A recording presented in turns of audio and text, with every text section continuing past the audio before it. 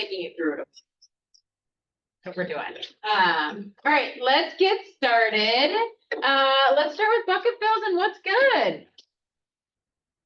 What do we got? What do we got? Oh, bucket fill candy. She gave me the intro stuff for all the things that you percent on that I didn't know about. Yeah. Now I have it, so There you go. after a year, I'm in it. There she is. Here I go. You just got bucket filled candy. I feel the love. All right, what else? I have something. This is Tori. Tori's a new agent here, joining the Cedarbrook group. And we are so excited to have her. She's a brilliant young mind and a lot of energy to our team. Super fun. Welcome, welcome, welcome. All right, what else?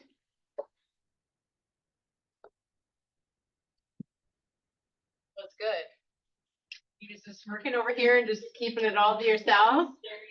Did you feel awkward? Yeah, no I problem. don't know about the Great. but I did something fun today on Gemini. I asked it to create a role play calendar and be my role play partner for 15 minutes every day. It set a reminder and notified me when it was time to role play, and then it actually like took me through a script and objection handlers, and we actually role played back and forth. So that was cool. Okay, okay. Was it, did it? Yeah, it speaks out loud, and I talk back at it, and it's a little clunky, but it works. What was one of the objections? Today was open house follow-up conversation, so I was talking to Sarah, who is the prospect, of my open house, I had a goal, and they gave me a script and such. Super cool. That was your Gemini? Yeah, there's something at that real estate summit that they said you try. Awesome. I feel like a lot of people don't want to do scripting in front of people for whatever reason, right? Even though you're legitimately doing it in front of all your clients, which in my opinion is more embarrassing. However, like that could be a great, like when you're gone or an intro of just not having that pressure. And so you feel comfortable and confident. That's awesome. All right, what else? Whoa. Electrical Alex, we're working on a deal together along with Jack in the office too, so. Awesome. Awesome. Super fun. Delana. Great things happening in the PC program, including Alex has officially graduated, so she's now. One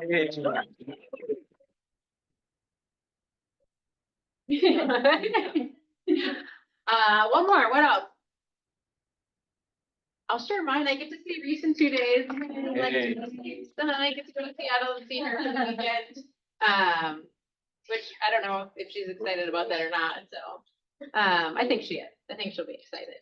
All right, moving on. October training calendar. So today we have our R&R, which is going to be at McCormick's Pub, right down in Wayzata. We always say it's 4 to 6-ish. Rick, do you want to add anything to that? Yeah, Like topics or anything else? Well, I would just say, we don't always get to the topics, but I would say that it's really cold outside today, and going to a warm Irish pub with your colleagues and getting to know people a little bit better is a really good idea. It's super close. There's also a lot of new realtors here in the office, so I would encourage them to, swing in and get to know people. Usually in one of the back Milton. corners, What's that? right? We're usually in one of those corners. Yeah, like- just go in and go to the right, and Yeah, we'll be tucked away in the corner there, so. perfect. Yeah, it's a good time. Awesome. We have our movie Fridays, and then next week we have our team meeting with our costume contest. I really do love that we put this portrait up. I didn't know that I was going into the slide, but it's terrifying all in one. She's digging for that. Did you just go find that on my Facebook page or what? I was like, I didn't send this photo to you. So next Tuesday. What's different about it? And every day, that's what's really funny is when I'm in, people are like, you seem so comfortable. It's like, it's just me playing out my real life. Bring your favorite appetizer, dress up, and then there is going to be a drawing of some sort for the best costume. Who has their costume picked out already? Rachel does. Oh, man. Like, oh man. It's turned into my favorite, actually. Any questions around the costume contest or the potluck? No? Okay, don't worry, this costume's not coming back this year, but, still a favorite. All right, family reunion. So we actually have 13 people, I believe, signed up now for family reunion. A few more that are signing up, they're on vacation, so we are projecting right now about 16 signed up. So we still have 4 more people to make our 20, to go to family reunion. And let me tell you, it's gonna be fun. Like, it's actually gonna be really fun. They just announced the, the keynote speaker, why am I blanking? Shetty. Yes, Jay Shetty. That was just announced, I think yesterday or today. And those are always just like, whoever that is, it's just a great, that alone, right? If you go pay for a ticket for that is usually, you know, $300-400 to listen. So that's always a good time. Did Rachel or Alex change her name? Gosh, I'm sorry. I want to be as cool as her. Rachel signed up twice. Y'all for me, or not? Oh, that's funny. So like I always say, we can make mistakes, we're human, so just, you know, bear with us. You can be Rachel as well, instead of an Alex. Any questions around this at all? That was funny. No, okay. So what, 2 more spots for the first 10 people? There are 2 more spots left? There are, yeah, because the other portion is, leadership. So we still have some spots to get the $500, gift card towards, family reunion. So again, if like the monetary piece is an issue, you do have a chance to win that as well. All right. We've been getting some traction. We got some people, we got Deja, Jacob, Jelena, giving out referrals. So if you haven't put your names into the bucket yet, is it still out on the table? This is you put your own name in, it's a trust basis, right? So that you know what you've done and whatnot. Again, it's gonna be, just straight cash that you're gonna win for this. And the way that you win is giving us a review. A 5-star review. If you give us a 2-star, you don't get to put your name in. Just kidding. But for reviews, if you get a review, so again, we're just really trying to push your business as well on this piece, because we want to get you up to 50 reviews if you're not already there. So just kind of get into the habit of taking clients, friends, family, and asking them if they'll review you on Google. If you add to your downline, you get 10 names in for each one of those, and then referral to myself or Candy gets you your name in there as well. Do we have questions around that at all? Yeah. You know, I'm Mr. Technology, so I asked you what Google was, but I gave us a, what do you call it, Google review. Yes. And then I just got something today that said that I have 100 reviews On your page? on what I had turned in. Oh, 100 views. 100 views. Yep. So 100 people have seen your review. I don't even know 100 people. No, sorry. It was like, come on. But what does that mean? I mean, It just means that that's how many people viewed, like if they go into our Google page, Okay. that many people have seen your review, right? So that's the traction of that particular part of the page, yeah. pretty cool. And to that point, if you already gave us a review prior to this contest, you still get to put your name in. So it's not like you had to do it from the time this started till the time it ends. We are going to be drawing these winners on that Wednesday, November, what is it, the 26th? So 11:59 PM on the 25th is when you're gonna have to have your names, or these things done by. Questions around that? A drawing or a point page? So, in my, understanding of this is we're doing a drawing. So you want to get your name in as many times as possible, only because the point base, right, usually gives a little bit different edge on some people. So you still want to get your name in as many times as possible. Fair? Okay. Great, Nora. I'm not sure which one's coming up here. That would be me. Tag Great. Okay, guys, last time I tricked you and said we're gonna do something fun and I talked about taxes. This time we actually are gonna play a little game, so. Oh, I said No, not fun. they're not, really.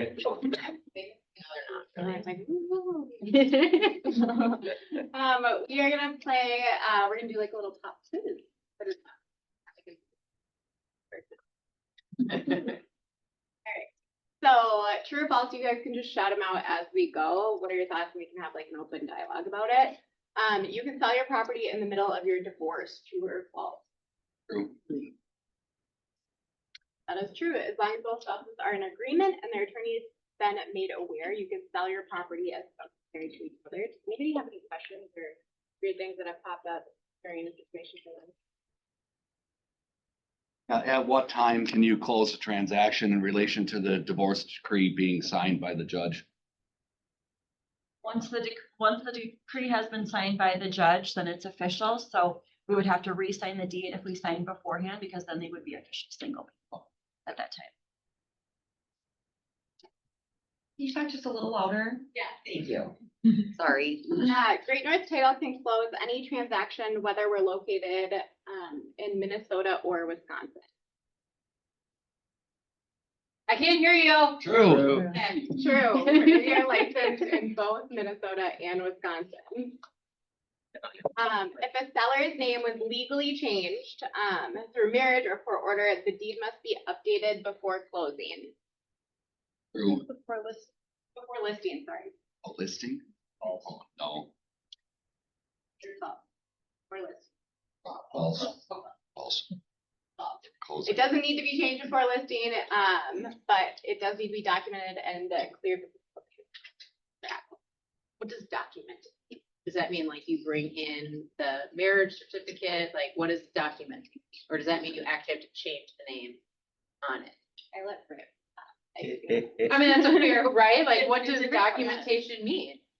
So it depends on the county and it depends whether it's abstract or Torrens property, what is required. But typically, we could do a formally known as, once we have the marriage certificate, if it was changed with a marriage certificate, if it was a divorce decree, recording that divorce decree at closing, a certified copy will change the name. If it's a name change petition, we need an original name change petition that we have to record at the county. So. So Has it to would be be best official if they certified just reach out document. to you and ask those questions would be, Right. yeah, okay. Yes, otherwise we'll guide the client as we're working through the file. All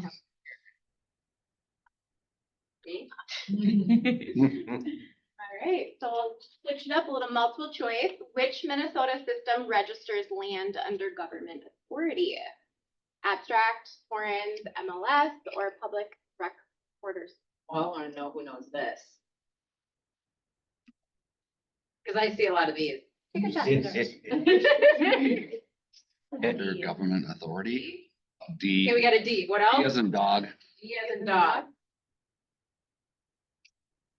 Woo! Okay, good catch this though. I know. You knew that? No, I guess. Oh, I okay. guess, guess good guess. I just It still supposed, I counts, supposed still to counts. pick C if you don't know. See, every time. That's what I learned when I did standardized testing. If a property is owned by an LLC, what does the title company need? The seller's personal bank statement, the LLC's operating agreement or authorization to sell, the company's logo, or nothing? Don't go with C this time.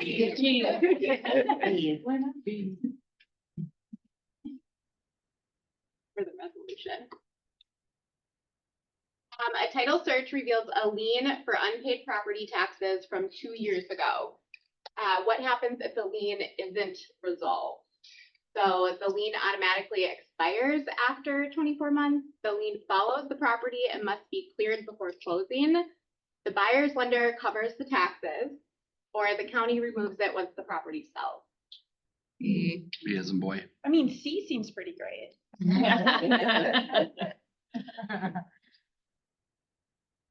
guys have any questions about that or liens in general? I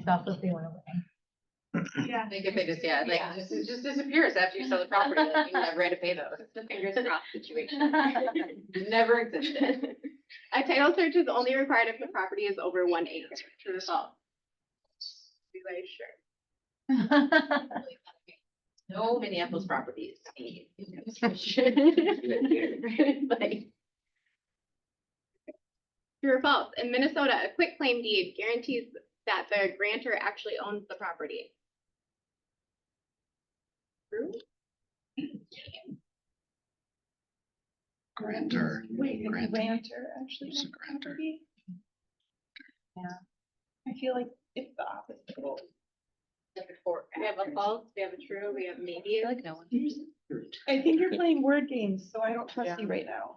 Define grantor. we maybe trust our broker who decided to He has put a some quick- he needs to send that interesting stuff you quickly. avatar up there that I can't stop staring at. I like it. I would say true. I say it's. Yeah, like, I just can't. You'd have to. Would be offended if I said that's very ESP of him. I would be offended, but Gary and. Back to the question. False. So God, it yeah. conveys whatever interest the grantor has. Oh. Oh. Stink. Wait, what did you say? What was your answer? It's False. false. It conveys the interest. Guaranteed the first. I knew it was a word game. And you. I know you guys. I don't like this question. Can we step in?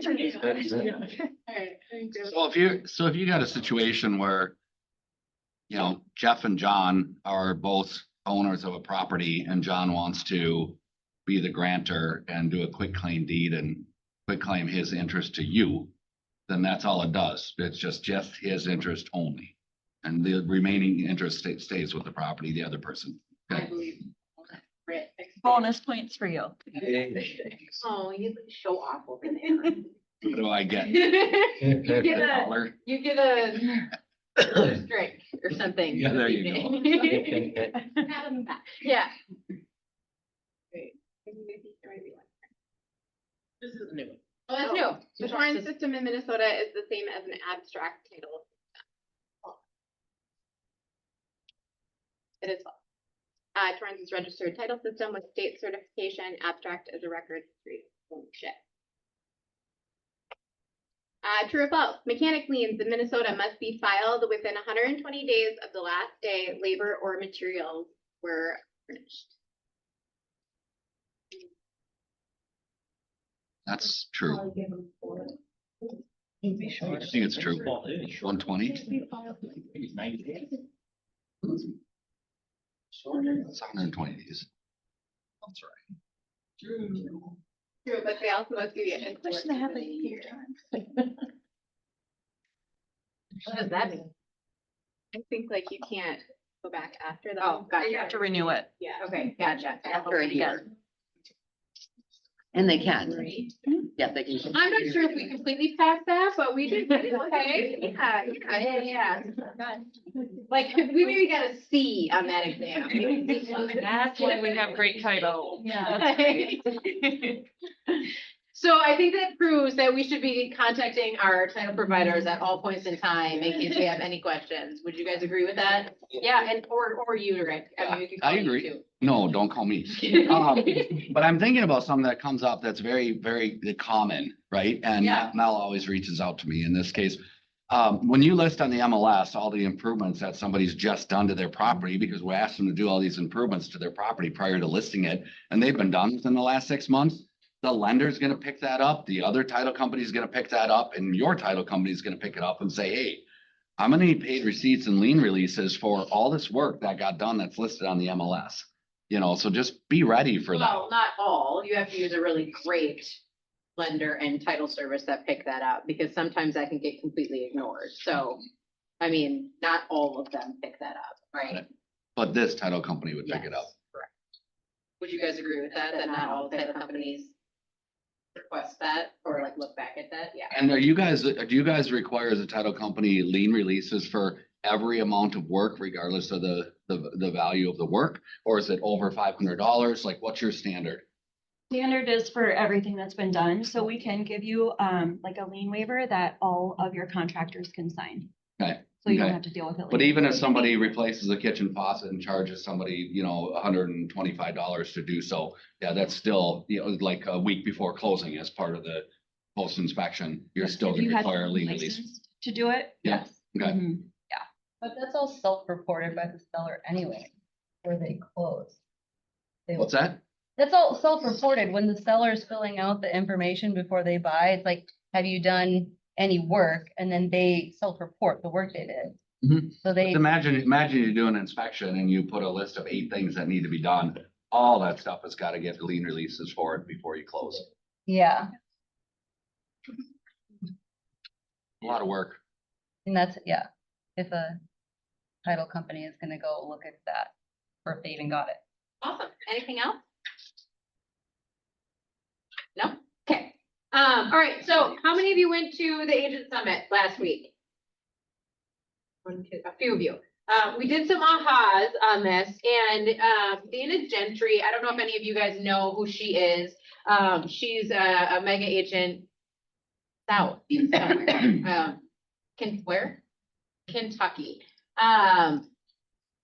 She's got lots of energy, lots of expressions, really kind of hits marketing hard. So if you're not following her yet on your social media sites, you should, because she does a really great job on there. And if you want the whole slide deck or kind of some different people that she follows, we can follow up on that as well. One of the main things that she was talking about, and some of you are going to be like, oh, it's cool, I already have this. If that's what you believe, I'm gonna probably say you're wrong, right? Because what she brought up in this bio writing is incredibly valuable to each and every person in here. If you have not written your bio or rewritten your bio in the last 3 months, I'm guessing that most of the things that you have in there, A, can be updated, B, are not hitting the right terms on either AI or Google or any of the sites that it should be. So we'll get started on this piece, and then this is an interactive part of the meeting. So I would love for you guys to fill in the blanks for yourself, because I know you're not going to do it when you walk out of this meeting. So do it in here, so at least you can get this started. And then if you have questions, raise your hand. Next. All right, so on this, it says, use the previous work to fill this in, and you may need to give it 2 to 3 tries to get it right. So there's 2 different things that we're going to be going through. One is just kind of different pieces that bring up ideas that you have, because number one, we really don't like talking about ourselves normally, right? It's hard to write a bio. Has anybody actually written their own bio? Who has a bio right now? 1, 2, like a few people. Okay, share a little bit, what does your bio have in it, and how did you go about writing it? I asked AI to do it for me. You asked AI, did, okay, all right. And just put some prompts in? Yeah. Okay, who else? Like, what do you have in it? Is that what you said? Yeah, like, how did you write it and what did you put in there? How long you've been in the business? Okay, how long you been in the business? What the business actually is, what you do? Do you like to work? Do you like to work though? Okay. Okay, We added experience as part of it, and then also what you're gonna be able to do for your clients. What I'm gonna be able to do for my clients is in the bio. And then we asked other people to edit it and give feedback. I think it's good. I mean, you're writing your own thing. It's like, well, what do you think about me after you read this? So. yeah, okay. Who else? I put my why behind it, like why am I been going into those studies, so. Gemini. Know me a little bit better. Okay, Just do like a very short, like personal thing, like what you enjoy or something about your family. And okay, what else? So you hit on a few of them, right? I can't see this very well, so I'm just gonna get up. So when this looks at it, right, so the largest part is they have testimonials about them and their work, right? So a lot of us go in and we write our bio and it's all about what we think of ourselves. Number one, that could be accurate, it may not be accurate, because can we all agree that when you go work with someone, what they said on their bio could be completely different than what you actually experienced? Has anyone ever done that? Ever like read a bio on someone, did something and you were like, that was not what I got? Ever in your entire life? Mhm. Okay, give me an example of that. Okay, Those are real life situations, right? Like, and that's a huge decision to make, right? And then you go in there and it's like completely opposite of what they provide in their bio. Great example. What else?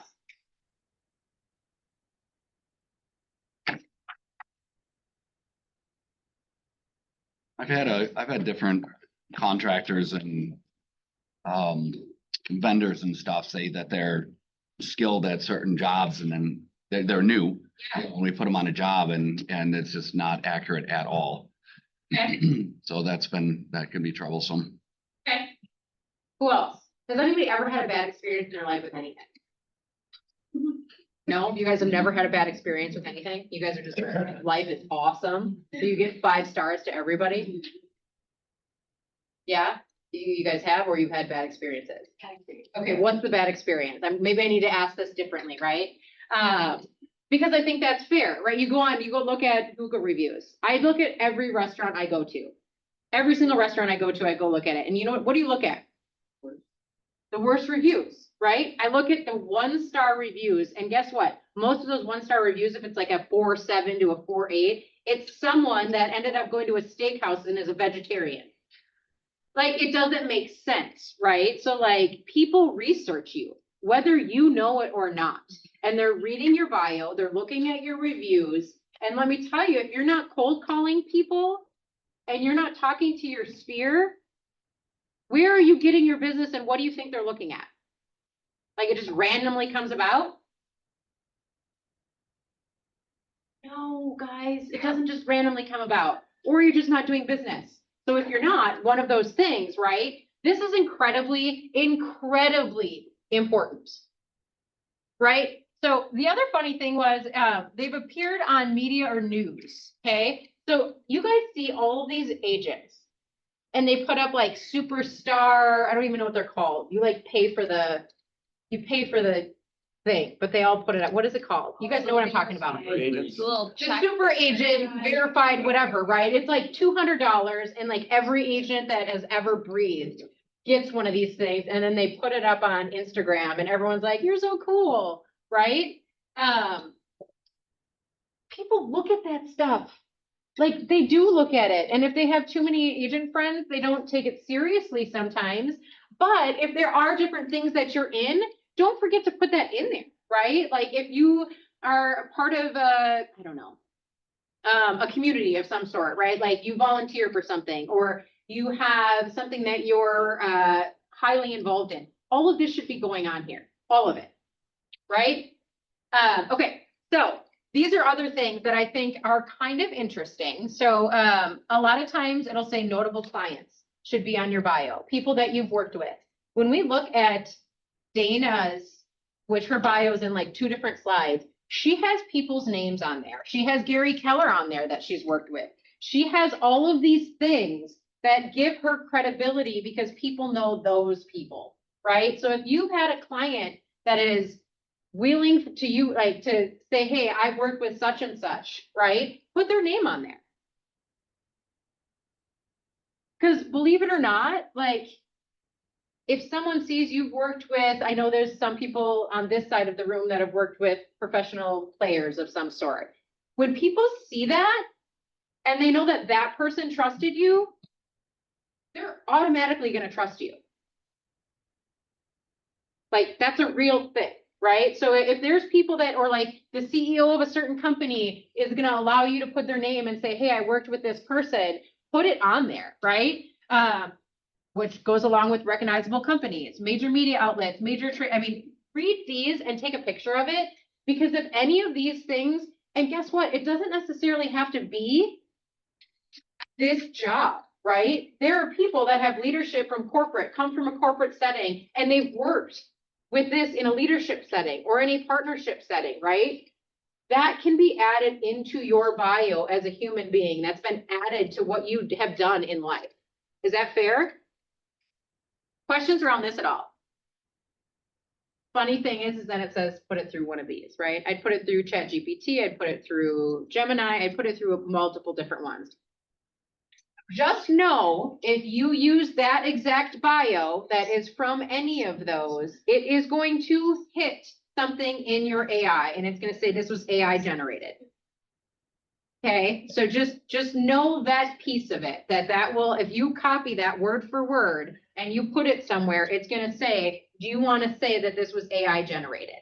Right, because it's going to get labeled that way. If you guys notice that on any of your social media sites, if there's too much of it from AI, it will ping that and then it'll show this was actually generated by an AI source. Did you guys know that? Like, so just be careful with some of the things that you do because it does know, I mean, what words and if the whole thing was actually generated or not, so. And if you're cool with that, run with it. All right, next. All right, take a minute and read through this. If you can. There any way? I can read it for you, I guess, too, if you want me to. Okay, so Dana Gentry is a highly sought after expert on growth, renowned for founding the top 1% podcast, Everything Life and Real Estate, and multiple real estate franchises that close over 1.3 billion in annual volume. She has collaborated with hundreds of leaders at the world's #1 real estate company, including industry giants like Gary Keller, Linda McKissick, to reach international growth strategies for achieving a big life. Recognized as a top company-wide recruiter in Keller Williams Realty for consecutive years, Dana's success is a testament to the power of intentional living in both business and life. With 2 decades of experience in sales and leadership and significant investments in coaching, Dana is a widely regarded expert among entrepreneurs. As a business speaker and coach, she empowers leaders who feel stuck to experience the big life they deserve by utilizing her proven models and strategies to stop drifting and live intentionally. Dana has spoken on stage at the largest real estate conferences in the country, as well as individual businesses, local events, and organizations. As a member of the John Maxwell High Capacity Leadership Group, with John Maxwell as a personal mentor, Dana's insights have reached thousands through stages and hundreds of podcast episodes.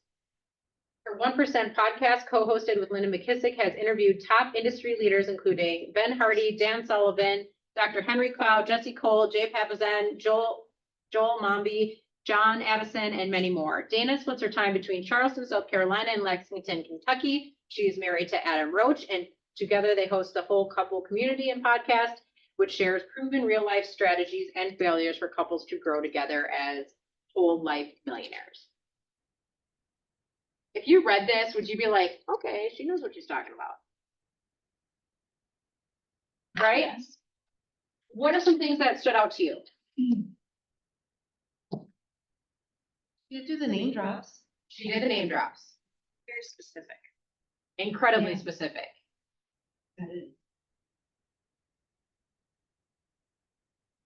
In my opinion, she almost talks more about the things that she's done with other people than who she is as a human. Right? It talks about the company that she works for. It says that it's the #1 company. Like, it goes through all of these big ticket items. I feel like her picture kind of covers who she is as a human. And then the bio, that's what she does. Yep. That it talks about being on big stages as well as doing local things. It makes her feel like she's still approachable for anyone. Yep. Not just that high, like we're high up or There. There's not a ton of like buzzwords in there, right? I think we all try to like put all these fun buzzwords in. And one thing that she said is expert. Use the word expert. Nobody wants mentor, teacher, leader. I think there were some other words like that came up. Leader of the industry, like coach. Nobody's looking for that anymore, right? Like what they want when you go look for something, think of yourself as a consumer. When you go look for something, what's the last thing you researched that you needed an appointment for or something? Anybody? Credentials. Okay. When you looked something up, what did you look for? Like, what were your keywords? Okay. Anybody else?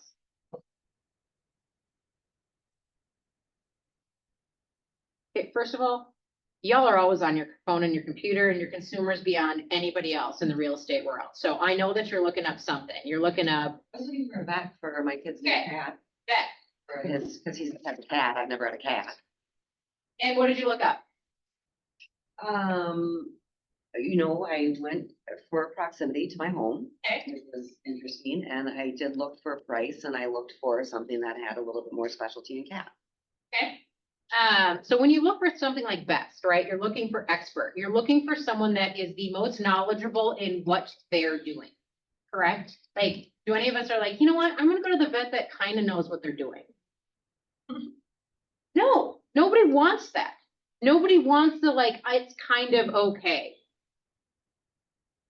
And even when you looked up price point, right? If it's like, oh, the price point's lower, but it doesn't have really good reviews and they might not be great. Yeah. What are you gonna do? You're gonna find a different vet because your cat deserves the best expert in that particular field. Correct? I had to go find a new doctor for my children. And let me tell you, that is the worst, by the way. And I'll tell you, the experts for that are Southdale Pediatrics. Just so happens the insurance doesn't cover that anymore. But when you go to find that, right, and you look up the next pediatric expert, that is the hardest thing to find. Because any doctor at a big like company doesn't even have a bio. At all, right? So when you think of these things, this is something that people look up though for real estate agents for whatever reason. They want like your firstborn child's name before they're like guaranteed to work with you, right? This field, you need to be verified and the expert in what you do. And I know there's gonna be some people like, I'm not the expert. Then why aren't you at trainings? If you're not the expert, you gotta learn from the experts, and you kind of got to get enough information to become that, right? Because some of you are gonna be like, I can't, but I'm the expert real estate agent. Well, I guarantee you probably know more than someone that's not licensed. And like Rick said, people maybe fib on something saying they can do things that they can't do. Right? Okay, next. All right, this is the fun, oh, nope, not yet. Sure, let's talk about this, elevator, let's talk about your elevator pitch. I'm in the elevator, right? Someone's there, what would you say to me, as a real estate agent? I'll start calling on people if nobody participates. What would you say? What does that first sentence say on top as a, I help blah, blah, blah to blah, blah, blah. no, I meant, as a, Oh, as a, Yeah. as a thought leader, the fast way to anyone to gain immediate credibility is to have an expert bio, to add names and numbers to your bio whenever possible. okay, Has nothing to do with this. got it. What's your pitch? You guys, you all have a pitch. You do open houses. What is your 1 to 2 line pitch?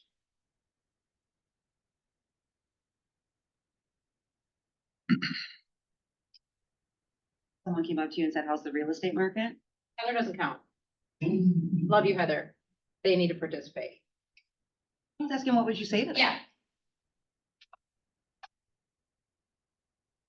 All right, Sherry, I'm coming into your open house. Oh, shit. Right, Sherry. You could have just spoke up. Usually I mean, I don't know my elevator. I guess when they come in, I usually say like, where do you live? What brought you out today? To try to get them to tell me why, what are they tire kickers or are they, I'm picking on Sherry because she's on the ALC and she's a leader in the office and I know she actually has one, but right now she doesn't like being put on the spot. So what she's saying is what everybody else is gonna say. You're gonna walk into an open house, right? And you're gonna be like, oh, what brings you in? Everybody says that. And they're gonna be like, oh, same old thing. You're gonna ask me to sign in too. Right? And then they dodge you. They dodge you as fast as they can. Like, I mean, they're like, yeah, we're good. We have an agent. And then they walk around. They're like, what'd you like about the house? Oh, nothing. Right? Even though you could hear them. And they're like, oh, I love this. I love this. They just don't want to talk to you because you're not different.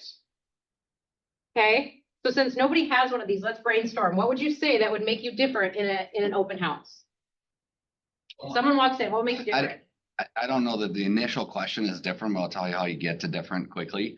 The initial question I ask every single time, which you're not gonna like, is, where are you guys coming from? And if they pause for a second, it's like, where do you currently live now? And then they say, like I just did one in Eden Prairie, and they say, well, I live in Chanhassen. Oh, I live in Chanhassen as well. Where do you live in Chanhassen? And they say, well, I live over by Bandamere Park. And I'm like, wow, I'm not that far away from Bandamere. Are you guys, you're thinking about moving now? And then you start to ask a few more questions. It's about 3 or 4 questions and you will have something in common.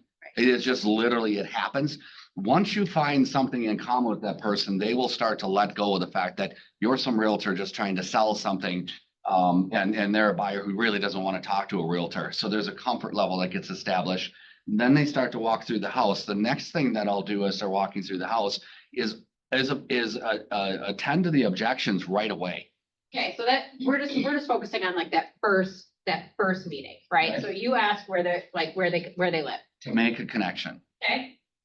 I'm playing devil's advocate right now. How many of you, if someone asked you that you've never met where you live, what would you say? Nearby.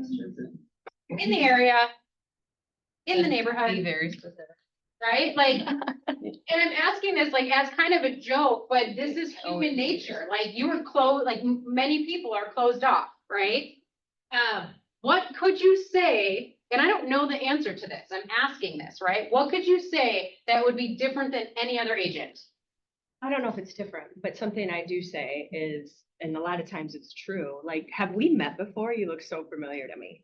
And I'm like, oh, and then we start trying to figure out where that connection could be. And a lot of times it is 100% true. Like a dating game, like, And have we met before? Because you're really familiar. Right? And then, maybe it's church, maybe it's, pickleball or. To be fair, that's actually great because when you ask that, right, they're like, I mean, maybe at like an open house, we've been looking for like 6 months. Right? Like that's like that would be something I would say. Like if I was looking, I'd be like, maybe. I mean, I've been looking in this area for a while. Like I like looking at houses, right? And that's like a real answer to that question. I don't feel like defensive about it. Like when someone says that to you, you're kind of like, I don't know, where do I know you? Right? Like, or they'll say the regular, like, oh, I just have a familiar face. Then you'd be like, I like your face. I don't know, whatever. What else? What else could be different?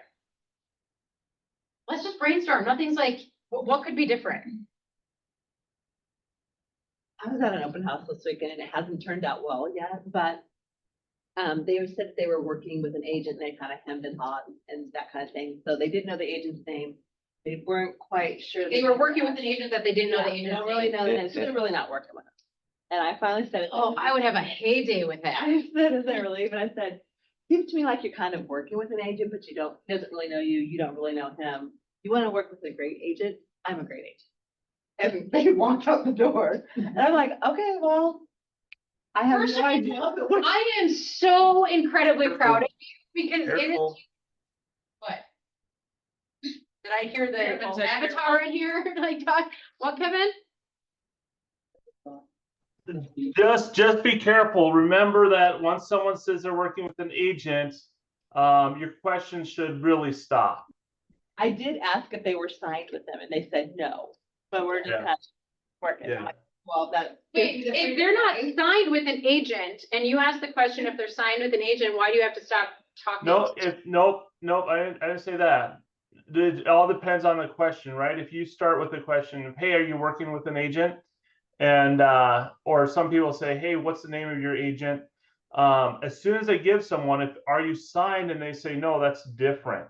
But if they're saying they're working with someone, the next question could be, are you signed? But if not, that's one of the things we still have to do in real estate is respect that relationship. So we shouldn't really ask, are you working with an agent? We should just ask, are you signed with an agent?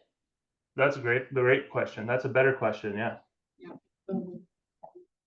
Love it. Hey. I'm just really proud of you for saying that, like just going for it. Minus the agent part, Kevin. What else? Well, before they leave, I always ask them what they think about the house, and one of the questions that.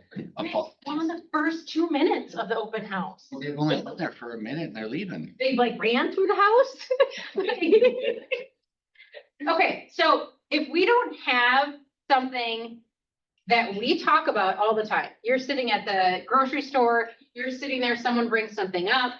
If we don't know what to say, how many clients do we think, or relationships do we think we are missing right now? A lot, right? If you're sitting here while I ask you this question in a safe space, and you're like, oh, I don't know what I would say.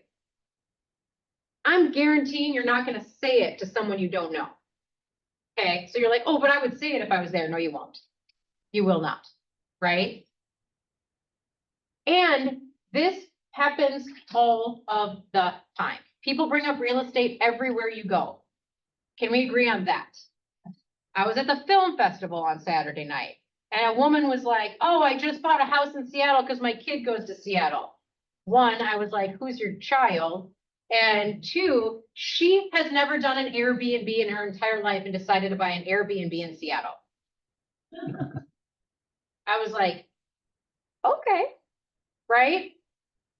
We weren't talking, like it just got brought up. She's like, oh, I'm closing on an Airbnb this week when I go for parents weekend. Boom, right? Like if I would have just been like, oh, that's nice. Right? Like you like nothing came from that. What do you think actually happened from that conversation that night? Wild guess. You guys are gonna Stay in meet that up in Airbnb Seattle. this Guess weekend. who's going to see the Airbnb this weekend, right? I'm going there to see the Airbnb. We're gonna go talk about what it looks like and can I help her find an agent that has a cleaner out there because she thinks that her freshman son is gonna be the one that cleans it. I said, that's funny, right? Like, it's all like, and this is where now I am like, just so happens I'm going out there. I'm gonna meet her at this place after she closes it. And I could have just been sitting there like, right? Like, I know nothing about the Seattle market, quite honestly, right? Besides I've stayed in Airbnbs and I know what I expect out there. I have an Airbnb and I know what they're gonna expect out there from her as well. And then I went and I researched agents out in Seattle that I would work with out there, right? So like, it comes up all of the time. And if we don't start thinking about these one-liners or how we're gonna approach that situation, you know what happens? You end up getting in the car, you go home that night, or you show up to accountability and you're like, I didn't make my goal, or you're in the car and you're like, oh, if I would have just said this. Who does that happen to? So do you guys just like not go out much and like no one talks about real estate or like what? Right? Like it happens all the time where you're like, that was a missed connection. Like, I think that was actually, again, a dating thing of like missed connections. I wish it could be a missed connection for real estate. Like, hey, I remember at Ones, you were talking with the person about a 3-bedroom, whatever, and I didn't say anything, right? Like, I wish that could be a thing. But this is homework, and I don't ever give homework, but this is incredibly important, you guys. And I know you're gonna tell me after the meeting, like, I have it, I have the line, I have what I would say. Practice it then, and when I ask the question, tell me what it is. Because if I went out and it was just one-on-one, you probably wouldn't say anything either. I've been thinking about this a lot since this training, and then also some folks in Bold were tasked with like putting out there, like, when you think of me, what are something to think about, that type of thing. And a lot of adjectives came out, right? But in thinking about this, it was like, ooh, what is your thing? Like, what is your kind of your niche of real estate, right? That if you want to be known for this, like if somebody was like, oh, I know, you know, Alex, I know Heather, they are in real estate. Like, how do you make that be known by whatever you put out there?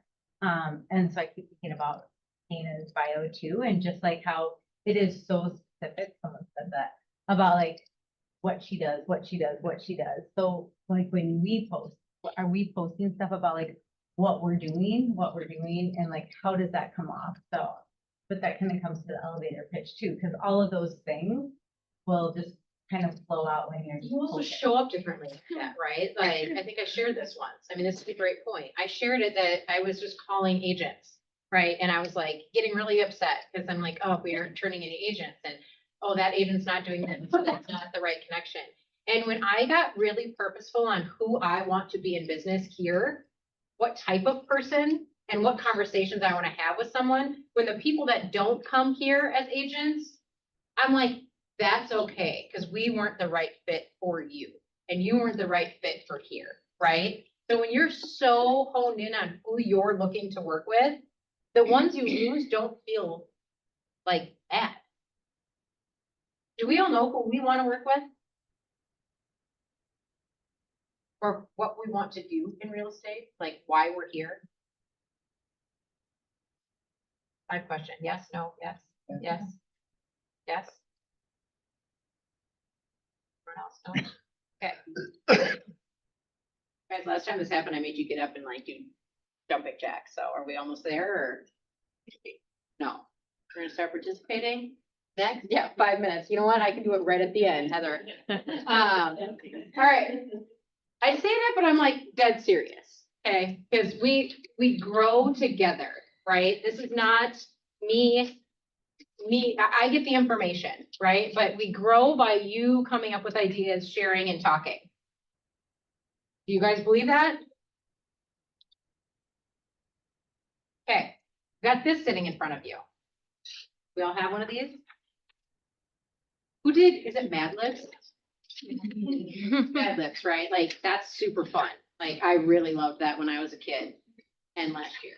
It's kind of like that, right? So if you have your bio or you are still like thinking about redoing it or writing yours, this is kind of a little template, right? To start writing this. And you can fill this in. You can fill multiple things in. You could have someone else fill this in for you. Like, how cool would this be to have like your closest clients or friends or family to fill this in for you and what that looks like and being able to put that together? Right? I'm gonna leave this to you. We're gonna stand up, all of us, right now. All of us. Put your hands up. I could not do it with this arm. You're gonna shake your hands. Go right down. You're gonna jump. You're gonna jump. You're gonna jump. You're gonna jump. I Put can't, it back up. Okay, now we're gonna sit back down. didn't work. No, it's been quiet. I see. That's been quiet, right? We know. Me too. We know this situation. Who like doing that? Oh, it's great. 3 people. Okay. Who like doing that less than just talking in the team meeting? You'd rather do that than talk. Okay, you'd rather talk. Can I ask you moving forward to have conversation in the team meeting? It's not called the KME meeting, it's called the team meeting for a reason, right? What do we need for you guys to talk?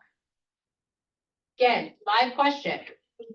Thank you, Shane Joseph. Throw a little candy bars, all of our candy. You don't want me throwing anything. I think, I don't know if everyone, but just to brainstorm in maybe smaller groups on this, just to write out a bunch of ideas would be great. Okay, small groups. You could just break out real quick and write a bunch of stuff. Okay. Great idea. What else? Thank you, Candy.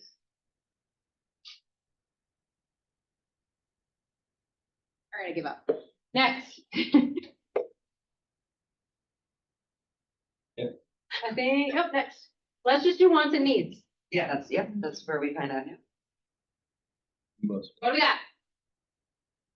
what's the need?